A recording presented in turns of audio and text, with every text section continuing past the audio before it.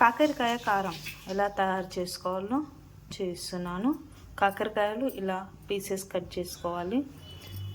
Oil heat కాగానే దీంట్లో fry చేసుకోండి. కాకరకాయలు ఇలా ఫ్రై చేసుకున్న తర్వాత ఒక గిన్నెలోకి తీసుకోవాలి. మసాలాకు పల్లీలు, ఎల్లిపాయలు, తగినంత ఉప్పు,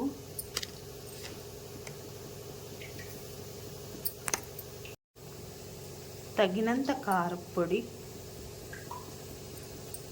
నాకు 4 స్పూన్లు పట్టింది.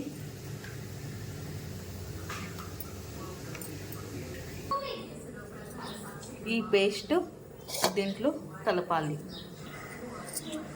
ఇలా కలుపుకోవాలి. ఇది వేడి వేడి అన్నంలో చాలా చాలా బాగుంటుంది.